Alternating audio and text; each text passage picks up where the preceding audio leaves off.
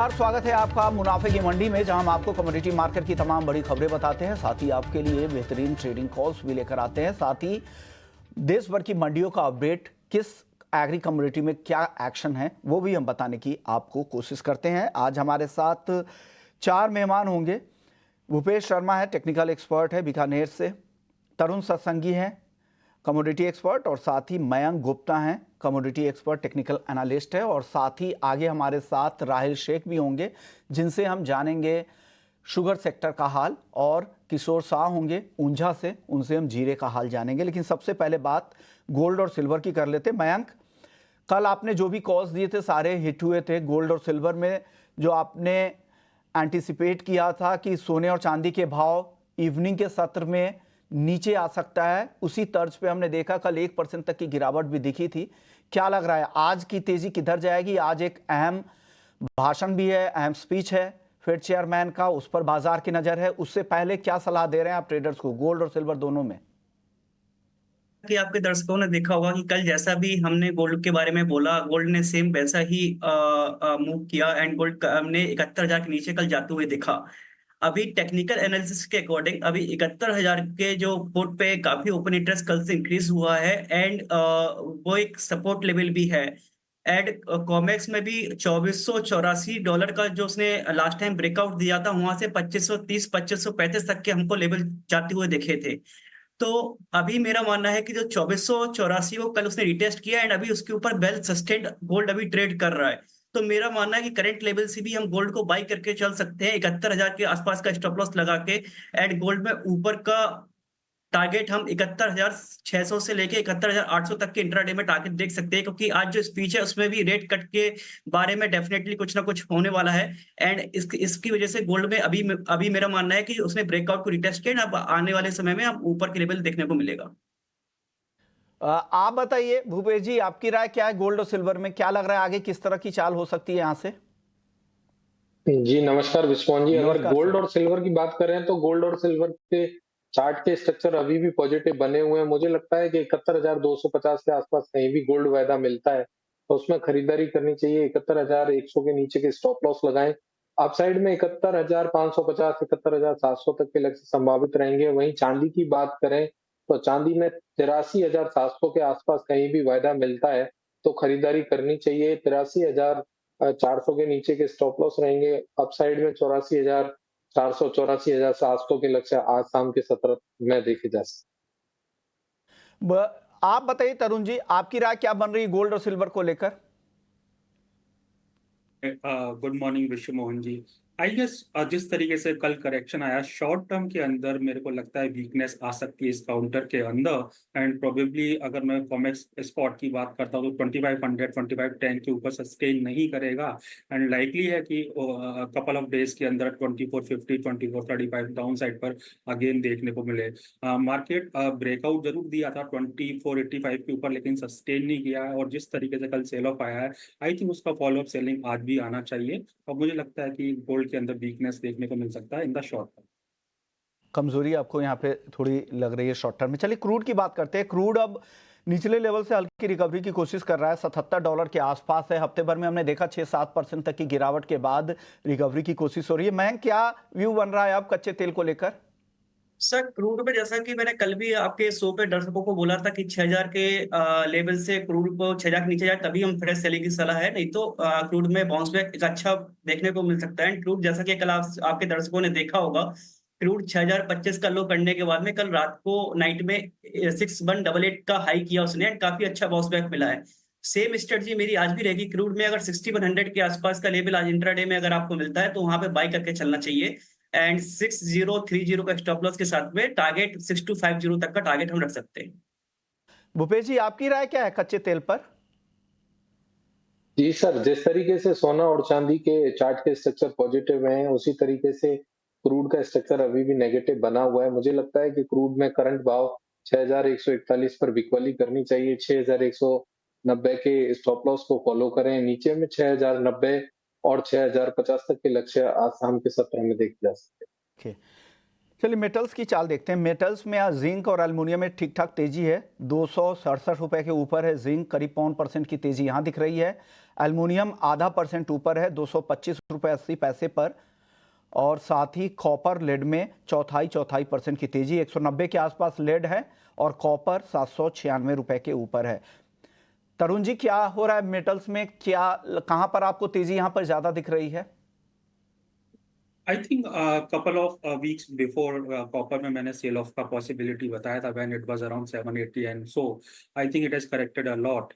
Now मेरा ऐसा मानना है, सॉरी 880 अराउंड था, मेरा ऐसा मानना है कि it will find support close to 770 और नियर बाई, और वहां से एक बार उछला भी है। आई थिंक वंस अगेन 770 के आसपास आता है तो पोजिशनल रैली देखने को मिलेगा and the moment it will clear 815 on upside, certainly इसके अंदर रैली फर्दर देखने को मिलेगी। It has corrected a lot. अभी मेरे को ऐसा लगता है जिस तरीके से रेट कट होगा यूएस के अंदर, तो वहाँ पे इकोनॉमिक कंडीशन रिवाइवल के होप उम्मीद रिजुविनेट होगी। साइमल्टेनियसली चाइना के अंदर भी अगर यहाँ से रिकवरी आता है, क्योंकि ऑलरेडी वर्ष काफी टाइम से चल रहा है, तो that will have a positive impact on the base metals as a whole. तो मुझे ऐसा लगता है कि डिप्स बाय करना चाहिए, करेक्शन ऑलरेडी काफी हो गया है। और I am not a short term trader, तो मैं पोजिशनली प्ले करता हूँ, तो मैं I am looking for buying in this counter rather than selling. Buying आपकी सलाह दे रहे हैं। आप बताइए मयंक, आपकी टॉपिक क्या है बेस मेटल्स में, अगर कोई चुनना हो जहां आपको कन्विक्शन ज्यादा आपको दिख रहा हो? बेस मेटल्स में मुझे लगता है कि जिंक को 167 के आसपास बाई करके चलना चाहिए, 165 के स्टॉप लॉस से, एंड 168 से लेके 171 तक के टारगेट हमको देखने को मिलेंगे। 160 या 260 सर? 260 sorry 260 sir. ओके, और टारगेट क्या दिया है आपने जिंक को लेकर मयंक? सर 268 से लेके 271 तक के टारगेट शॉर्ट टर्म में देखने को मिलेंगे। ओके, और इस ट्रेड के लिए स्टॉप लॉस कहां पर लगा के रखें? 265 सर। 265 का स्टॉप लॉस, आपको लग रहा है कि 271 तक जा सकता है। आप बताइए भूपेश जी, आपको क्या पसंद है बेस मेटल्स में? जी, बेस मेटल्स की बात करें तो कॉपर को एक बार बाजार साइडवेज है, और एल्युमिनियम या जिंक में से दोनों में से प्रेफर करना चाहूंगा कि एल्युमिनियम भी ले सकते हैं, 225 के आसपास मिलता है तो हमें, और जिसका स्टॉप लॉस 223 के नीचे का रहेगा। 228 और 231 के लक्ष्य संभावित रहेंगे। वहीं अगर जिंक की बात करें तो जिंक में भी मेरा रुझान पॉजिटिव साइड है, और 266 के आसपास कहीं जिंक मिलता है तो 264 का स्टॉप लॉस लगाकर खरीदारी करनी चाहिए। 268 और 270 के लक्ष्य संभावित रहेंगे। ओके, चलिए अब बात कर लेते हैं नेचुरल गैस की, जहां पर आज हल्की तेजी दिख रही है 185 रुपए 50 पैसे के आसपास। आगे की चाल नेचुरल गैस की क्या दिख रही है? क्या तेजी और बढ़ेगी या ज्यादा तेजी नहीं है? भूपेश जी, क्या सलाह है नेचुरल गैस में? जी, नेचुरल गैस के चार्ट का स्ट्रक्चर काफी नेगेटिव है और काफी लंबे समय से नेगेटिव बना हुआ है। इसमें कहीं भी कोई भी पुल बैक आता है तो मार्केट ऊपर में सस्टेन नहीं करता। कल भी बाजार 184 के आसपास था और वहां से अच्छी खासी गिरावट देखने को मिली। मुझे लगता है कि बाजारों में जो मंदी का रुझान है वो अभी लगातार बने रहना चाहिए, और कहीं भी कोई पुल बैक मिलता है 178 179 के आसपास, वहां भी मुझे बिकवाली करने की सलाह दिखती है। 184 के ऊपर का स्टॉप लॉस लगाएं इसमें। नीचे में 168 और 161 तक के लक्ष्य संभावित रहेंगे। एक ही सुझाव रहेगा कि पुल बैक पर बेचें तो ज्यादा सही रहेगा। पुल बैक पे बेचने की सलाह यहां पर दी जा रही है नेचुरल गैस में। मयंक, आपकी एनालिसिस क्या कहती है नेचुरल गैस में? सर नेचुरल गैस पे एज पर टेक्निकल चार्ट यह भी एक ट्रेंड लाइन सपोर्ट के आसपास ट्रेड कर रहा है, एंड 170 के लेवल पे काफी ओपन इंटरेस्ट इंक्रीज हुआ है, एंड हाईएस्ट वॉल्यूम भी है 170 पे। तो मुझे लगता है कि अगर आपके दर्शकों को अगर 169 के आसपास नेचुरल गैस इंट्राडे में मिलता है, क्योंकि आज इसकी एक्सपायरी भी है इस कॉन्ट्रैक्ट की सर, तो अगर 169 के आसपास मिलता है तो 166 के स्टॉप लॉस लेकर इसको 175 से लेकर 180 तक के टारगेट हम रख सकते हैं। तो नेचुरल गैस को लेकर ये व्यू है। चलिए अब एग्री मार्केट की तरफ बढ़ते हैं। सबसे पहले एग्री मार्केट में जीरे की बात करते हैं। कल 2% से ज्यादा की तेजी दिखी और आज हल्की तेजी यहां पर दिख रही है। 25,400 के आसपास जीरा का वायदा है NCDX पर। सितंबर का वायदा की बात कर रहे हैं। इस पर बातचीत करने के लिए हमारे साथ किशोर शाह हैं, ऊंझा के कारोबारी है जीरा के। किशोर जी, क्या हो रहा है? सबसे पहले डिमांड की स्थिति बताइए, घरेलू बाजार में किस तरह की मांग है, एक्सपोर्ट की स्थिति क्या है? नमस्कार विश्व मोहन जी। नमस्कार बहुत सर। समय के बाद आपसे बात हो रही है सर। अच्छा, एक्चुअली क्या है कि जीरे के अंदर काफी बाजार टूट गया है जो तेजी बनी थी मई के अंदर, हम्म, तकरीबन ये हाजिर के अंदर कम से कम 70 से 75 रुपए मंदी आ गई आज हम्म, तक। जो 100 रुपए बाजार बढ़ा था उसमें 70 से 75 रुपए बाजार निकल गया है। हम्म, अब क्या हुआ कि 2 महीने से जो लोग सब कर चुके हैं, अब थोड़ी डिमांड का पीरियड है। जैसे जन्माष्टमी के लगा से लगभग दिवाली तक ये डिमांड का पीरियड है, उसके हिसाब से थोड़ा बाजार मूवमेंट हुआ है। और थोड़ी एक्सपोर्ट की डिमांड भी थोड़ी सुधरी है, थोड़ी बहुत, ज्यादा नहीं है, थोड़ी बहुत सुधरी है। इसके हिसाब से डिमांड को देखते हुए ऐसा लगता है कि इसमें 4-5 या 7 रुपए बढ़ जाए। लंबी तेजी अभी नहीं दिख रही है कि थोड़ा बिकवाली का भी प्रेशर रहेगा। अब देखते हैं आगे आने वाले समय में बिकवाली कितनी है। यदि बिकवाली ज्यादा आती है तो बाजार नहीं टिक पाएगा, यदि बिकवाली कम आती है तो फिर मतलब बाजार थोड़ा टिक जाएगा और डिमांड रहेगी सर। ओके। डिमांड एक्सपोर्ट की आप बात कर रहे थे, तो कहाँ से एक्सपोर्ट डिमांड आ रही है सर? एक्सपोर्ट देखो, अभी चाइना तो बिल्कुल बंद है क्योंकि ऑलरेडी वहाँ का उनका क्रॉप खुद का निकल रहा है और वहाँ भी भाव नीचे है। लेकिन छुटपुट जो डिमांड आ रही है वो गल्फ की आ रही है, बांग्लादेश की थोड़ी बहुत आ रही है, ये थोड़ी सी डिमांड आ रही है सर। ओके। आगे चने जीरे की चाल कैसी रह सकती है? कहाँ तक जीरे का भाव ऊपर में जा सकता है और नीचे कहाँ तक फिसल सकता है? देखो नीचे ऑलरेडी बॉटम, ये बाजार तो बहुत बॉटम है, एकदम नीचे का भाव है। यहाँ से लगा के ज्यादा तेजी एक दायरे में काम करेगा बाजार, रेंज बाउंड रहेगा। ज्यादा 5-10 रुपए की मंदी लगती है और 10 रुपए की तेजी भी नहीं लगती। कोई डिमांड आए तो भी वो तेजी आएगी, अन्यथा नहीं है। ओके। जैसे 5 रुपए भी बढ़े 2-3 दिन में, 5-7 रुपए और बढ़ सकते हैं 2-3 दिन में। 5-10 रुपए की तेजी, 10 रुपए की मंदी, इससे ज्यादा बाजार मूवमेंट नहीं करेगा सर। ओके, शुक्रिया सर, आपने वक्त आगे दिया। डिपेंड रहेगा बिकवाली के ऊपर, बिकवाली किस उसके ऊपर डिपेंड रहेगा सर। ओके, शुक्रिया सर। आपने जीरे को लेकर बताया कि क्या हो सकता है। आपको लग रहा है कि बहुत ज़्यादा तेज़ी भी नहीं है और ज़्यादा यहाँ से गिरावट भी नहीं है, दायरे में ही कुछ समय तक बाजार रहेगा। आप बताइए तरुण जी, आपके पास क्या रिपोर्ट है जीरे को लेकर? वेल देखिए, इस साल प्रोडक्शन काफी अच्छा था, जैसा कि हमने पहले भी कहा था 4,80,000 टन्स का। साइमल्टेनियसली देखिए 2 साल बैक टू बैक क्रॉप खराब हुआ था, उसके बाद में हमारा अच्छा प्रोडक्शन हुआ। डिमांड की बात करें तो अभी डिमांड वीक है, जिसकी वजह से जो 30,000 के प्राइस थे घटकर 25,000 के आसपास आ गए हैं। जैसा कि अभी मेरे काउंटर पार्ट ने कहा, ऑलरेडी सीजन का लो बन चुका है और 21-22,000 डाउन साइड का आसानी से नहीं काटेगा। Simultaneously we have ample supply even to meet if any incremental demand from export side hit into the market. तो अल्टीमेटली मुझे लगता है 30,000 के ऊपर भी प्राइस सस्टेन नहीं करेंगे, तो प्रॉब्ली एक रेंज बाउंड में ही रहना चाहिए most of the remaining crop year के लिए। तो जीरे को लेकर आपका ये व्यू है। भूपेश जी, टेक्निकली कैसा दिख रहा है आपको जीरा? क्या सलाह है ट्रेडर्स के लिए? जी सर, जीरे ने एक लंबे समय से अच्छी खासी मंदी शो करी है पिछले काफी 15 से 30 ट्रेडिंग सेशन में। मैं अभी कहना चाहूंगा कि आने वाले 60 से 90 दिन के लिए जो रेंज रहेगी जीरे में, वो 27,000 से लेकर नीचे में 24,000 की रेंज रहेगी। बाजार इसी 3,000 पॉइंट के दायरे में घूमता रहेगा। जहां कहीं भी बाजार किसी को कोई बायर है तो 24,200 के आसपास या 24,500 के आसपास खरीदारी करें। अगर कोई सेलर है तो 26,700 से लेके 27,000 के आसपास बिकवाली करें और दोनों तरफ 500 पॉइंट का स्टॉप लॉस लगाएं। मुझे लगता है आने वाले समय में ये रेंज इंटैक्ट रहनी चाहिए। कर लेते हैं शुगर सेक्टर को लेकर। एक खबर ये आ रही है कि सरकार जल्द शुगर कंट्रोल ऑर्डर 1966 में संशोधन कर सकती है। क्यों ये सरकार बदलाव करने की तैयारी कर रही है? इस ड्राफ्ट नोटिफिकेशन में क्या है? इस पूरी डिटेल्स के साथ हमारे सहयोगी समीर जुड़ गए हैं। समीर, बताइए क्या डिटेल्स है? शुगर सेक्टर से जुड़ी हुई ये बड़ी और अहम खबर है। सरकार शुगर के क्षेत्र में जो अभी कंट्रोल ऑर्डर है 1966, इसमें संशोधन करने की तैयारी कर रही है। जो नया संशोधित ऑर्डर सरकार जारी करना चाहती है, उसके लिए सबसे पहला कदम यानी कि नोटिफिकेशन जारी कर दिया गया है। इस नोटिफिकेशन के तहत पब्लिक से, स्टेक होल्डर से सुझाव मांगे गए हैं, राय मांगी गई है।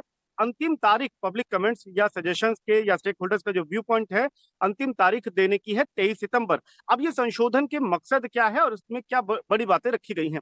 दरअसल शुगर एक रेगुलेटेड सेक्टर है और इसमें सरकार का पूरी तरीके से नियंत्रण होता है कि कितना रिलीज सरकार शुगर करना चाहती है। शुगर कंपनियों को ये बताया जाता है कि रिलीज कितना होना चाहिए मार्केट में, एक्सपोर्ट क्वांटिटी कितनी रहनी चाहिए है। ऐसे ही शुगर कंपनियों को ये भी बताना पड़ता है कि क्या कौन कौन से प्रोडक्ट वो मार्केट में लेकर के आ रही हैं। लेकिन चूंकि 1966 से अब तक टेक्नोलॉजिकली बहुत अपग्रेडेशन हुआ है, अभी जो शुगर की जो पैदावार है या जो गन्ने की पैदावार है, वो काफी बेहतर तरीके से हो पाती है। तो सरकार को लगता है कि इस वक्त और ज्यादा कंट्रोल होने की जरूरत है, ज्यादा एफिशिएंसी लाने की जरूरत है। यही वजह है कि सरकार अब एक नए कंट्रोल ऑर्डर को लाने की तैयारी कर रही है, जिसमें बड़े संशोधन किए जाएंगे। इसके जरिए सरकार ये देखेगी कि पूरे शुगर सेक्टर में ज्यादा ट्रांसपेरेंसी हो। मसलन जो उत्पादन हो रहा है उसका सही आंकड़ा सरकार तक पहुंचे। जो शुगर प्रोडक्शन हो रही है उसकी बिल्कुल प्रिसाइज जानकारी शुगर कंपनियां सरकार को दे। यही नहीं, जो शुगर कंपनियों के लाइसेंसेज हैं उसकी भी एक ट्रांसपेरेंसी, और वो जो प्रोडक्ट मार्केट में लाना चाहते हैं उसकी भी ट्रांसपेरेंसी रहनी चाहिए। तो ये संशोधन के जरिए सरकार उस पर नजर रखना चाहती है।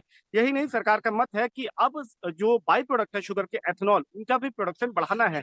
तो एक तरीके से इस संशोधन के जरिए सरकार शुगर और शुगर बाई प्रोडक्ट पर भी नियंत्रण रख पाएगी, और जो सरकार के अन्य लक्ष्य हैं उनको भी पूरा कर पाने में काफी मददगार साबित होंगे। तो कुल मिलाकर के शुगर सेक्टर के लिए एक बड़ी खबर है, जहां सरकार शुगर कंट्रोल ऑर्डर ईयर 1966 को संशोधित करना चाहती है और एक नए शुगर कंट्रोल ऑर्डर 2024 को लाने की तैयारी कर रही है, और उसके लिए स्टेक होल्डर से सजेशंस या कमेंट आमंत्रित किए गए हैं, और अंतिम तारीख 23 सितंबर है। ओके, शुक्रिया समीर, ये पूरी डिटेल्स बताने के लिए कि नोटिफिकेशन में क्या है। और नया शुगर कंट्रोल ऑर्डर 2024 लाने की तैयारी चल रही है, और जो पुराना 1966 का जो कंट्रोल ऑर्डर था उसमें अमेंडमेंट की सरकार की तैयारी है। उससे इंडस्ट्री के सुझाव भी मांगे जा रहे हैं। इस पर बातचीत करने के लिए हमारे साथ राहिल शेख है, एमडी हैं में कमोडिटीज़ के। शुक्रिया राहिल भाई, आपने वक्त दिया। सबसे पहले बताइए सर, ये जो नया जो ड्राफ्ट नोटिफिकेशन सरकार ने जारी किया है, आप लोगों के पास भी पहुंचा होगा और आप लोगों के भी सुझाव लिए जाएंगे। 23 सितंबर तक सुझाव देने का वक्त है। क्या लग रहा है, क्या सरकार के रुख में कुछ नरमी आएगी सेक्टर को लेकर, और सेक्टर को इससे क्या क्या फायदा हो सकता है?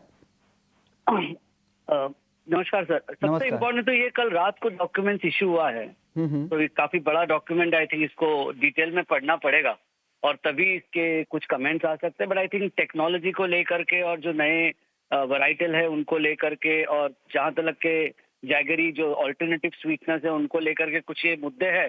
बट आई थिंक इसमें काफी कुछ जो चीजें हैं वो उनको चेक करनी पड़ेगी वापस से। जैसे एक मेरा बेसिक एनालिसिस था कि जैगरी का जो प्रोडक्शन होता है उसको उन्होंने सुक्रोज कंटेंट को कुछ 90 के ऊपर नीचे होता है, और आज सरकार ने इस डॉक्यूमेंट में उसकी कुछ 90 के ऊपर किया है। तो आई थिंक ये डॉक्यूमेंट कल रात इशू हुआ है, इसमें थोड़ा सा भी और वक्त लगेगा before we all can analyse and give you a better analysis on this.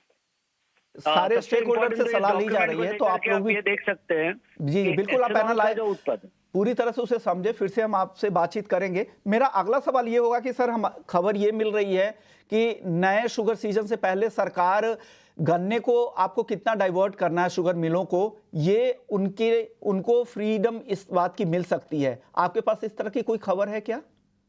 तो देखिए, ये तो 2018 से जब से हमारी एथेनॉल पॉलिसी शुरू हुई है अंटिल 2023 के शुगर क्रॉप शुरू होने से पहले तक ये सरकार का ये नियम ही था कि अनलिमिटेड जो ऑयल मार्केटिंग कंपनीज होती थी वो अपनी ब्लेंडिंग परसेंटेज के हिसाब से टेंडर निकालती थी, और उस टेंडर के हिसाब से मिलर जो थे वो अपनी क्षमता के हिसाब से डाइवर्जन और प्रोडक्शन के आंकड़े देते थे।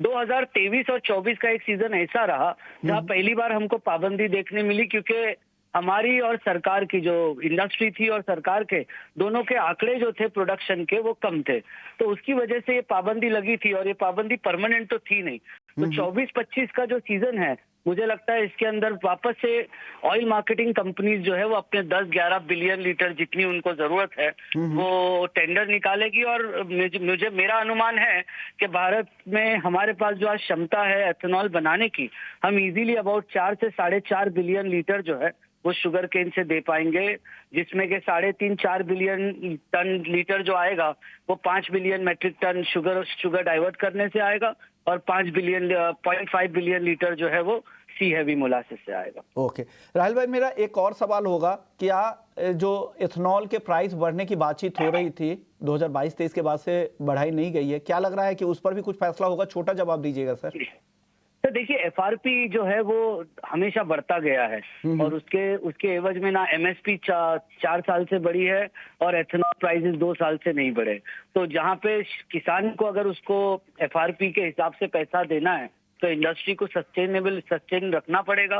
और उसके लिए आपको एथेनॉल के प्राइस और एमएसपी दोनों पे रिव्यू करना। ओके, शुक्रिया सर, आपने वक्त दिया हमें और बताया क्या है इंडस्ट्री के हालात और आप लोगों को क्या यहाँ पर चाहिए। लेकिन नई खबर, ताज़ी खबर यही है कि शुगर सेक्टर को लेकर जो शुगर कंट्रोल ऑर्डर 1966 है उसमें बदलाव की तैयारी है, और नया शुगर कंट्रोल ऑर्डर सरकार लाने जा रही है, और इससे इंडस्ट्री के सलाह भी माने जा रहे हैं। और दूसरी खबर ये है कि शुगर केन यानी गन्ना आप कितना डाइवर्ट कर सकते हैं, इसकी आज़ादी भी मिलों को मिल सकती है। हालांकि इस पर कुछ फैसला नहीं हुआ है, ये हमारे सोर्सेज बता रहे हैं। दिख रही हफ्ते भर में 4% से ज़्यादा की मजबूती आ चुकी है।